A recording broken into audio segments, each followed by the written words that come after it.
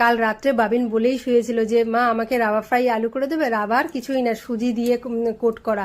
তো এখানে দেখেছি সবাই খুব সুজির কোট করে মানে মাছ তারপরে আলু প্রন খায়। তো ওই লাল রঙের ঢাকনা করে কিন্তু আমি হিং দিলাম কিন্তু। আর এদিকে সাদা রঙের ওটা কর্নফ্লাওয়ার দিলাম, এভারেস্টের গরম মশলা দিলাম, এভারেস্টের চাট মশলা দিলাম, আর নুন দিলাম না কারণ চাট মশলাতেও নুন আছে আর আলুটা নুন দিয়ে মেখে রেখেছিলাম। তো এরকম ফ্রাইং প্যানের মধ্যে একটু তেল দিয়ে তারপরে এই আলুগুলো দিয়ে দিলাম কোট করা, আর ওপর দিয়ে একটু তেল ছড়িয়ে দিয়েছিলাম, দিয়ে একবার মানে ঢেকে দিয়ে রেখে দিলেই মানে সেদ্ধ হয়ে যাবে। আর তারপরে শুধু মানে ঢাকনাটা আর দিতে হবে না, এবার উল্টে পাল্টে ভেজে নিলেই হয়ে গেল। তো এই আজকের মানে লাঞ্চে ছিল দেশি খাবার, ডাল আর ভাত, আলু সেদ্ধ আর রাবা ফ্রাই আলু, মানে দেশি খাবার উইথ কর্ণাটকি টাচ। এই রেসিপিটা কিন্তু বাবিনী প্রথম শিখে এসে স্কুল থেকে আমাকে বলেছিল।